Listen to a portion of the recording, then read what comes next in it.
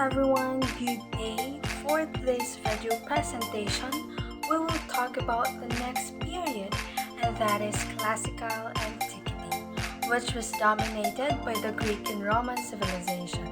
It was during this period when the current concept of science began.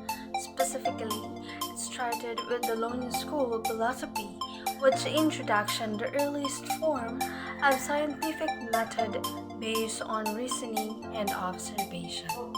The most notable Greek philosophers of this period are Socrates, Plato, and Aristotle. They laid the foundations of a modern-day science. They initiated the discipline of understanding of the universe and the natural world using the earliest form of scientific method. Socrates is known for his method and inquiry called elenchus. Using this method, a problem must be broken down into a series of questions that need to be answered. This is the basis of the current concept of making hypotheses for a specific research problem. Plato is a student of Socrates. Plato believed that all substances are made of earth, air, water, and fire. He always emphasized the concept of proof and insisted on having concrete and clear hypotheses in understanding nature. Aristotle is a student of Plato. He is known for his deductive method of scientific inquiry, and he believed that natural principles can be identified through careful observation, which is another foundational component of the scientific method. The era of classical antiquity truly is significant considering that this era where architecture and politics and city planning started to thrive, it incorporates the interconnected civilization of the Greeks and the Romans. Now, let's take a look at the inventions during this period. Ancient Greece is known for its magnificent template structures like the Theater of Athens, the Temple of Athens, Artemis, or Poseidon, were only feasible thanks to praying, which is regarded as one of the Greeks evolved by ancient Greeks as far back as the 16th century BC. The greatest technological invention, the first screen for heavy lifting, was invented by ancient Greeks. Because of this invention, high-rise structures began to emerge mechanism by its rays, allowing massive blocks to be lifted by place by only human or animals like donkeys. The greens that were invented by ancient Greeks have proven its worth in the modern world and are still improving its mechanism. So let's move on to our second invention, which is the stirrup. Actually, this invention is highly controversial. Nobody knows who, when, and how deep the stirrup developed. The saddle was invented at least so early as 800 BCE yet. The first proper stirrup probably came about roughly 1,000 years later, around 200 to 300 BCE. Stirrup is one of the most significant inventions in the history of warfare. It gives better stability and supports the rider less likely to fall. Acta Diurna. Today, we could be informed of the news everywhere, but going back to the Roman Republic around 101 BC, they circulated written news to their citizens and it's called Acta Diurna. In Latin means daily story. Their news was written on a white painted board affixed in public places where the citizens gathered, and it is also called Acta Populi or Acta Publica. They publish it every day for their bias stories, royal, court, announcement, and events. Acta Diurna is often legalized to Julius Caesar 59 BC because he officially legalized Acta Diurna and ordered it to be installed on the market, at the temple door, and in all public places.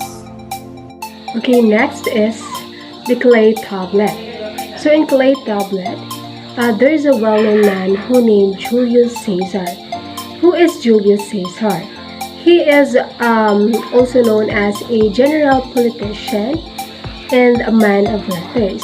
And he realized that information was power, and journalism is the best way to spread his political ideas. So back in the day, people used clay tablets as a medium of writing. However, it's a heavy bottle which was difficult to write. Clay tablets has to be baked. When finished, wax tablets were also used by transaction business trades and etc. Around 300 BC, when people discovered papyrus, they needed a medium of writing records, architecture, and trade-related events for the economy to run smoothly. The Egyptians created the red pen made of hollow foveolar marsh grass, especially bamboo as the body of the pen. So the red pen was revolutionary. People could write about parchment and papers, which also because a medium in the emergence of art back in that time. Clay tablet was significant.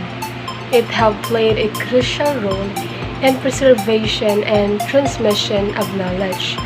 The decipherment, which means the discovery of ancient language and understanding of world history and culture.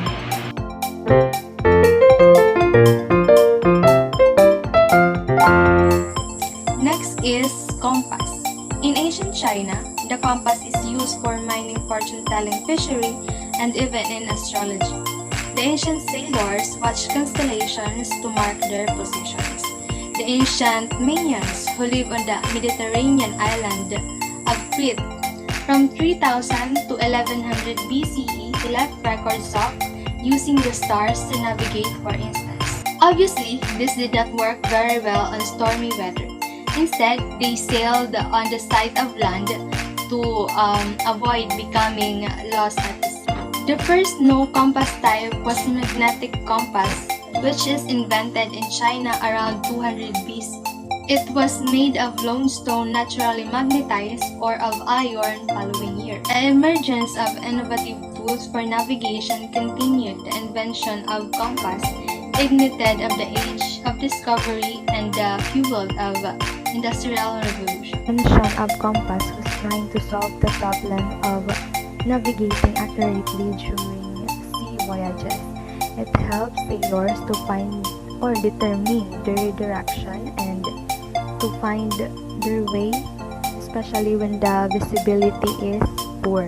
Compass is revolutionary because it revolutionized sea travel by allowing sailors to navigate more accurately and explore new territories with confidence.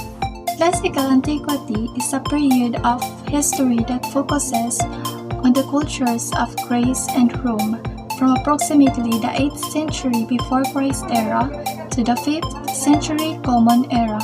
Hence, this period is also known as the Greco-Roman era.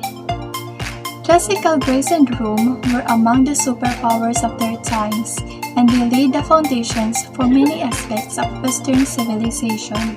Science in classical antiquity is the workings of the world or universe with both practical goals such as establishing a reliable calendar and determining methods of treating various elements, and more abstract studies that belong to the natural philosophy.